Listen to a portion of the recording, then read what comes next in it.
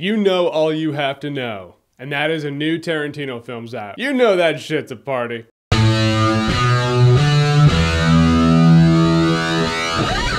The Hateful Eight. So The Hateful Eight is the 8th film written and directed by Quentin Tarantino. And keeping it vague because it's supposed to be vague, everything I heard about this movie was vague, the trailer was vague, so I was going into this movie with vague information. It starts out with Kurt Russell. He's a bounty hunter. He comes across Samuel L. Jackson. He's another bounty hunter. Kurt Russell's toting Jennifer Jason Leigh because he's taking her to the hangman to hang. But a blizzard closes in, so now they're in this cabin with other people. There's 8 of them all in all. But something is amiss. There is a culprit involved. So now it's kind of a mystery. It's kind of a whodunit in Tarantino fashion. This is as if Quentin Tarantino directed a very Tarantino-esque Western version of Clue. All the while with Quentin Tarantino-esque characters and Quentin Tarantino-esque dialogue between said characters. Now I will say, if you can rest on the laurels of great dialogue and great characters alone, I've found your cup of tea. There you go. You are welcome. It's The Hateful Eight. Samuel L. Jackson crushes it in this movie. It was great to see him in the forefront of a Tarantino movie again. Kurt Russell also. Kurt Russell is another great performance in this movie. Jennifer Jason Leigh, she was even good. I mean, she was even good as in she's the prisoner. She's not supposed to be one of the standouts, but she really was in this movie. But also you have Bruce Dern. There is one scene in particular, Bruce Dern just looks horrified, and I'm like, I feel bad for Bruce Dern. He's this little old guy in his little chair, and he looks freaked out. You just want to pat him on the head. I can go on and on, but really everyone in this movie does a great job, and I've noticed that in Tarantino movies,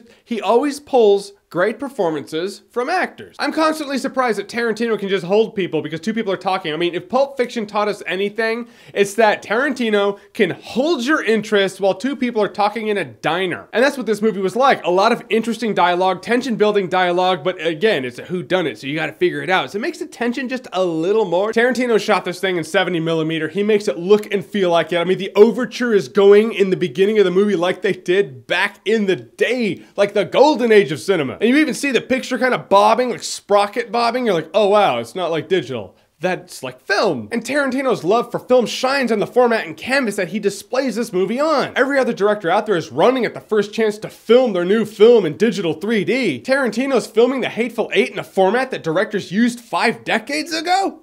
That's awesome. That's just love. And you can't deny that in this movie. Quentin Tarantino doesn't just set up a movie. His movies are experiences. An experience from the overture at the beginning to the intermission in the middle of this movie. The 3-hour runtime, it just feels like you are 5 decades in the past. Well, speaking of the overture, holy shit, I gotta talk about the music in this movie. Yeah, it's amazing. It's like one of those, from the overture at the beginning, I was like, I love this song.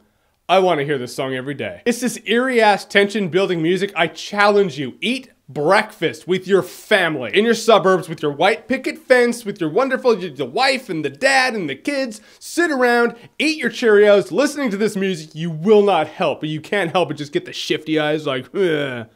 Which one of you did it? It's just in the notes, man. There's something about, I love this music. This movie isn't without its flaw. I say flaw because there's really one flaw, but it was kind of a compromising flaw. And that is you have 8 suspects in this movie, so you want to kind of like narrow it down. You're like, all right, it's not that person, it's not that person. And you narrow it down a little bit, and then all of a sudden, at a point in the movie, the beans are just spilled, and it's like, all right, and narrow down. I was like, oh.